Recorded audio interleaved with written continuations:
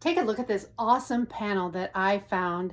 I fell in love with this panel and it was actually on sale. So I got this panel for like $5.50. And so I loved it so much that I bought 7 of them, and I decided I'm going to make a kaleidoscope quilt with this panel. So stick around and let's take a look at how I made it.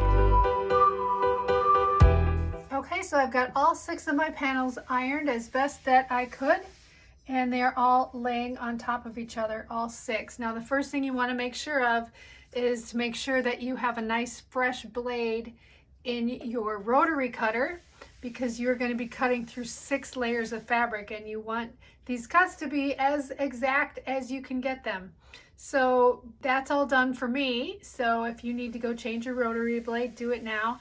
The next thing we're going to do is we're going to make sure that all 6 panels are lined up as perfectly as we can get them. And you'll notice I have not cut any selvages off. I'm going to trim this once it's all put together. So the first thing I'm going to do is I'm going to take a little pin, and for these you want to use the flat pins because you're going to be putting a ruler over it while the pin is down, and so you want that ruler to lay as flat as possible. And just pick a spot on your quilt somewhere or on your panels somewhere where you will be able to find the same spot on all of them. So I think that, let's see, to start I'm gonna pick somewhere up a little ways and in a little ways from the edge for when I trim this. So let's see, I think I'll just pick, I'll pick this, I don't know, there's a lot of blades of grass here. I think I'll pick the top of this blade of grass right here. So I'm just gonna put my pin through the very top of that one, and I'm just gonna go through all the layers and put my pin in through the exact same spot on all 6 layers. And it's real easy. You just pick it up and put your pin through, pick it up, the next layer, and then put your pin through until you got all 6 of your layers, lined up with the pin in the exact same spot on all 6 layers. All right, that's done. And I'm just going to leave that pin, I'm going to push it all the way through so it's sticking out the other side. I'm just going to leave that there for a hot second. And then I'm going to go to the other side, to this side, and I'm going to pick a spot on this side where I can also find a common spot for all of them. This point right here on this one. Got to be an easily identifiable spot on all 6 layers.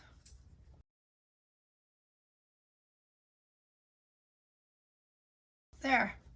So I've got all through both of those. And now I've got my pin through the same spot on all 6 layers. And I'm just going to make sure that pin is just straight up and down on all 6 layers. And my other pin here as well. And I'm just going to pick this up. I'm just going to pick the whole thing up. I'm going to just shake it a little bit, holding on to those pins. And that'll put the rest of the quilt in line. So I'm just going to shake it. Shake it, shake it, shake it, holding on to those pins with my fingers. I got my thumbs on the back to where the pins are. And once I shake that, that kind of gets the rest of the panels in line.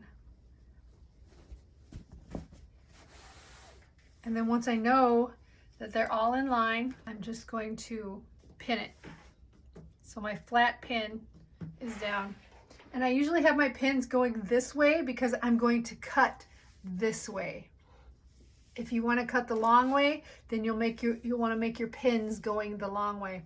But whether you cut the short way or the long way when you make your strips, 100% up to you. So now that I've got my first 2 pins in and I've kind of shaken the rest out so the rest of it should kind of fall in line, I'm just going to go up my panel along the sides, and I'm going to do the same thing, about 8-10 inches up. I'm just going to put another set of pins up there, so I'm going to find a common spot for each panel. I think I'll go right here and right here. So this will just make sure that your panels are completely lined up 100%, and this isn't hard at all. It just takes a little bit of time. So I've got those in there. That one's done. And this is pinned, so it's all good. I'm going to do the same thing on the other side. So now that I've got everything lined up, I've got all my pins in, laying flat, going the same way. And just extra little word of caution, when you go to smooth out your quilt, make sure you smooth it in the directions that the pins are going. Ask me how I know that. Anyway, so I've got it all lined up. I'm going to cut the selvage off. So I've got my selvage lined up along a ruler of my cutting mat. And I'm just going to cut about a 1/4 inch above the selvage just to get that cut off. And again, make sure you have a fresh blade in your rotary cutter. So I'm going to make my cut.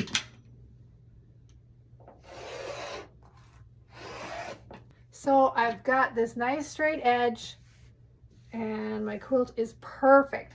So now we have to decide what width we are going to cut our strips. And I've always cut mine at 3.5, but you can certainly cut yours at 4. It just depends on how big you want your kaleidoscopes to be. 3.5 is a pretty good size. It's not too tiny that you can't work with it. It just really depends on how big you want your kaleidoscopes to be. But like I said, I am going to cut mine, I believe, at 3.5. I like that size. It has always worked for me. So we got our 1, 2, 3.5, and we are just going to make our first cut straight across. Make sure my ruler is all lined up, and I'm going to put my weight on it, and I'm going to make my first cut across at 3.5.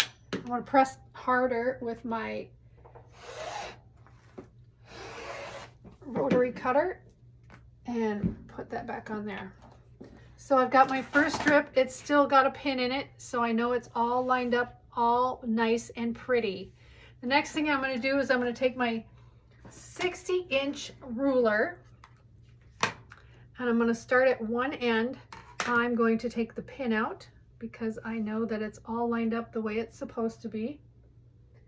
And I'm going to take my 60-inch ruler and I'm just going to line it up on the 3.5-inch line there, and the top is flat on my ruler. As you can see, it might not be flat on all of them, but you can just get a standard 60-degree ruler. I'm going to get it as close to the edge as I can, and I'm just going to cut my first wedge.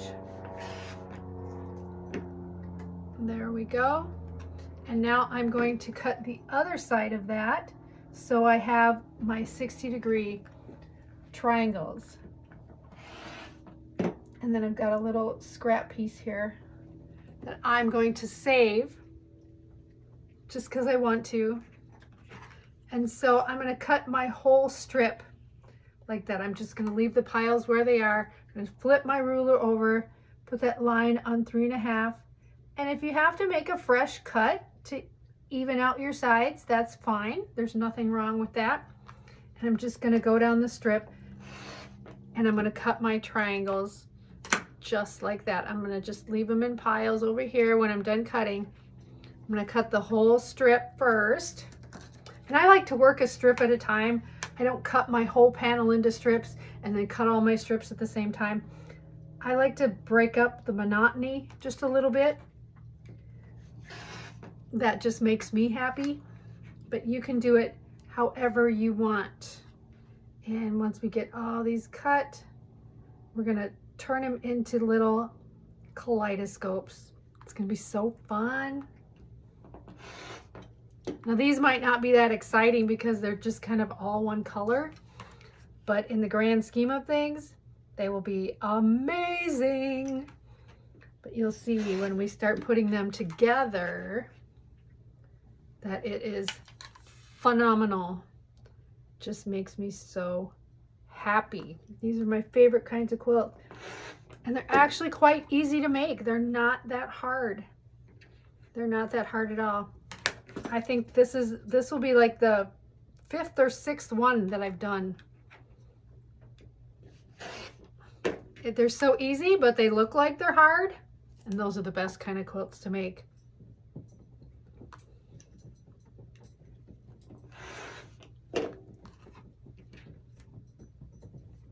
Got my little pile going. All right, now for this panel, it looks like I am going to get 9. So I'm getting 9 different kaleidoscopes out of this. So let's play with this. So I'm just going to grab a random one here, and you've got your flat edge here, and so when you just spin them around and put all those flat edges in the middle, you get these really cool little patterns. And even though the fabric is kind of, well, this part might be a little boring and colorless, you've got this very cool looking pattern right there. I think that's pretty amazing, because there's different ways that this could look if you all spun them all around the same way. Like so. That makes a whole different kaleidoscope, but I'm just going to keep my flat side in the middle and do it that way. Now let's take some of these and sew them together. We're not going to sew all 6 of them together. We're going to sew them together 3 at a time. So let's go over to the sewing machine and take a look at how that works. Okay, so we have got our 6 pieces that are exactly identical, and we're going to take them and sew 2 of them together. It's super easy. You just put them exactly on top of each other and then sew down the right side with a 1/4 inch seam. So let's get that one done.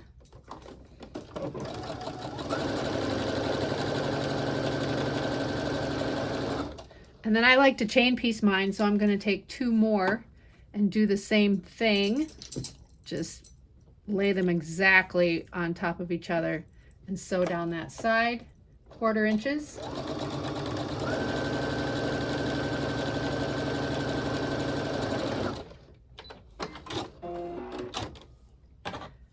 And snip my threads. Now I like to iron these. I know some people press their seams open. I do not generally do that. Just an extra step that is unnecessary in my opinion. So now I've got my 2 pieces sewn together like this, and you'll see one side has dog ears and the other side is flat, because that was that side that had that flat edge on it. So now we're just going to take our 3rd piece and line it up with the piece that we just sewed on, and the top edge will match perfectly, no dog ears, and the bottom edge will also match perfectly if you've cut them with that 60-degree triangle. And now we're just going to sew the 3rd one on each one.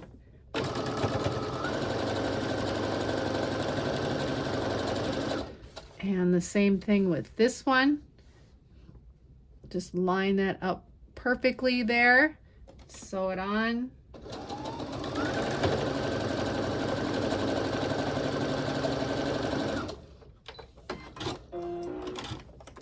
I love making these because you just never know what that is going to look like. And now I'm just going to sew this one back. All my seam allowances are going in the same direction. If you look at the back, they're just folded over super nicely like that. And I think as long as you do that, you're just fine. So now I've got 2 halves of my hexagon, just like that. But we're not going to sew these together. We're just going to pin them together. So I like to overlap them just a little bit like that, and then stick a pin right in the middle so that they stay together, just like so. So I can pick that up like that and put it on my design wall. So let's check that out. So as you can see here on my design wall, I've started to, I've put up my 7th panel, my original panel, which I've actually folded the top and the bottom a little bit to make the panel a little smaller, because I am going to trim it. I added all of my sky pieces to the top part of it and just kind of spread them out widthwise, and that just blends into the sky that's on the actual panel. And I'm starting to blend in the sides with the little weeds and the sand that come up. And so I'm just going to kind of match the different kaleidoscopes with the same color and features that are on the actual panel. So it will hopefully look like an extension of the original panel. So I'm just going to play with these different pieces, and hopefully I can come up with an awesome total quilt top, and it's going to look amazing. Now you'll also notice as you put your pieces up that sometimes you end up with a gap here and on this side. So I'm just going to take one of my little kaleidoscope babies, and I'm just going to split it in half and put one half here to fill in that gap, and then put the other half in over here. So that kind of fills in those gaps. Like I'll have to do another one here, but I want to find a piece that has ocean and some reeds. So I've got a piece like that just right here. So I can put that right in here. So that will kind of match up with that part of the picture of the quilt. So just fill in your spaces and kind of work your way. Like my chair pieces are kind of down here because I'm going to cut off some of the bottom. So I'm just going to put my chair pieces down at the bottom and just spread this out as I go. So I'm going to play with it a little bit. I'll come back when I'm happy with my layout. So when we put this together, we're going to be putting it together in columns. Right now we're going to forget about the panel and just start with this side of the panel. So I'm going to start with the very first row column, and we are just going to grab the very first. So I'm going to take out some pins as I do it. So we are going to unpin this very top one, and then I'm just going to grab this top one. And I'm going to keep it on top because I know it's the first one at the top. And I'm just going to grab them as I go down, unpinning them as I go, and grab and unpin and grab one as I go. And I'm going to take these over to the sewing machine. So I've got my first column right here. So let's go sew this together. Okay, so I know the top one is my top of my column. So the next one down, I'm just going to take it and put it underneath like this. And then I'm going to fold it over, and I'm going to sew these together. Now the reason we didn't cut off our dog ears is because if you look at this, the way the dog ears are, that is going to line up perfectly, and it's going to stick out just the right amount, so I can line that right up and sew those together. So let me get this first stitch done, and we're going to just sew a 1/4 inch down on these.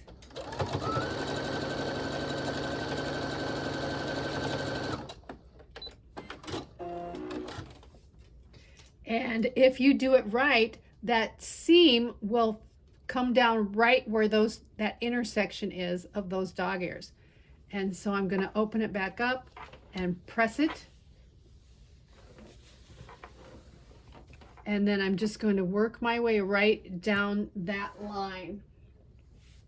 And I know the next one is like this. So I'm going to fold it up, and those dog ears are going to line up perfectly. And I'm going to sew the next one on, always knowing which one is your top one. Now, if it helps, you can put a little pin in that top one so you know that that is the top one, and that way you won't get confused.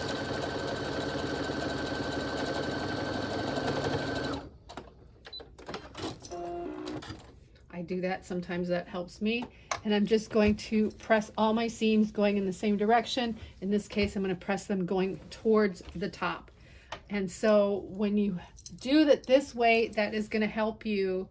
And then I know that this is my next one, and I'm just going to put that right like that and sew it together. So I'm just going to move on down that column, and when that column's all done, I'll put it right back up on the wall. So what I've done so far is I've sewn both sides of the triangles on either side of the panel. I've sewn them into rows and panels, so they are all set. So I've got one on the left and I've got one on the right.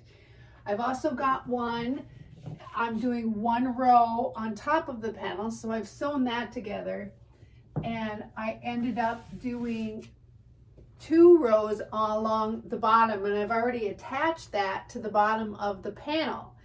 And so I wish I would have filmed that. I was just on a roll and forgot to film it. So I basically cut the edges where it, where it goes like this across the top. I cut that, leaving room for a 1/4 inch seam allowance. And then I cut my panel on the bottom and just attached that row to the bottom. But now my challenge is to figure out where to cut the panel across the top so I can attach this top row, but it still has to match up with the hexagons on the bottom. And so I need to figure out where to cut this. So I think what I'm going to do, because these have to match the top just like that. So I think if I figure out where to cut it, leaving a 1/4 inch seam allowance so I can sew the top to the panel, and it's also got to match on this side as well. So let me scooch this over like this. So it's got to match perfectly there.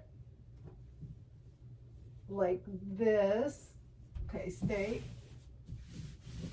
I'm going to put a pin in it so it stays up there. And so then everything will line up perfectly and that will work. So I'm going to make a cut across here on both the panel and this top strip, leaving a straight edge for me to sew the two together. And then I'll be able to sew the panel onto the sides of the quilt, hoping that my measurements worked out. So I've been thinking about this process for the last couple days. I think I even had a dream about it. When your brain's trying to work something out, I think I got it. I'm going to sew it all together, and then I'm going to see if I want to add the borders that I bought for it. So now I'm going to cut this top row that's going to go over top of the actual panel, and where these points meet, I'm going to cut off these points. And I'm just going to make sure there's a good 1/4 inch seam allowance there between the point and the top of the next triangle. And I am looking good. So I'm just going to line my ruler up with all of those points. And I'm just going to cut off the points. Get rid of those so that I have a straight edge to attach to my panel. And it's very easy. There we go.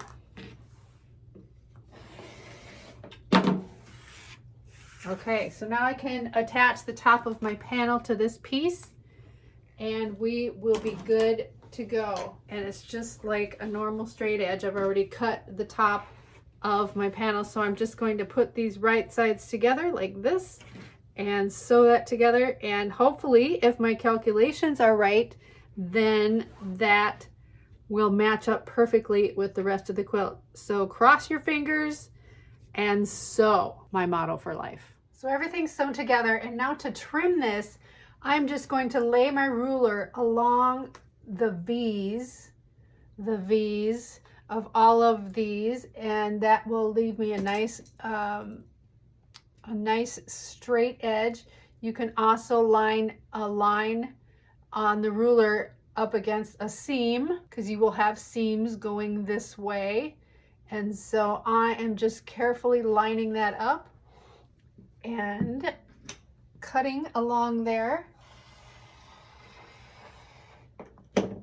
And I'm just going to move on down the line, getting rid of my little scrappy scraps. I'll do that to both sides and the top, and that will give me a nice straight edge for my borders. Okay, so here it is. I finished it. I put one border around it. I was actually going to put 2 borders around it at first, but the second border I have is kind of a water border, and this is the second border I was going to put around it. But I just decided that there's so much blue already on it that I just want this one border. It's seashells is the border, and it's 88 inches by 50 inches. So it's a very wide wall hanging. And one of the reasons it ended up that size is because this panel is so long. I ended up cutting some of the bottom and some of the top off. So it's just such a long, kind of narrow panel. So all the other blocks went out to the side. I've got I had 10 rows on each side of the panel. I had 1 row on top and then 2 rows of hexagons along the bottom and 1 row of hexagons along the top. But it's super fun to make. Like if I was forced at gunpoint to only make one kind of quilt for the rest of my life, it would be a kaleidoscope quilt because they are so much fun to make. This was my first one made with panels. And so I don't know if I'm going to do that again. I really just like taking one fabric and making a design out of all the different kaleidoscopes, doing that. But I really wanted to try one with panels, and I had been waiting a long time to find panels that were on sale to where I could afford 7 of them all at once. So if you have any questions, and just give me a message, send me a message or email me, and I'll be happy to try to answer all of your questions. But again, this was super fun to make. This is going on the wall right at the foot of my bed because I want to wake up every morning wishing I was here at the beach. Super fun. Now, if you need some more practice in those triangles and sewing those triangles together, this is a great video. Trippy triangles. It's going to be so much fun to make. So it gives you little hints on how to get those triangles sewn together. So until next time, thank you so much for watching. This is Suze from Revelation Quilts signing off.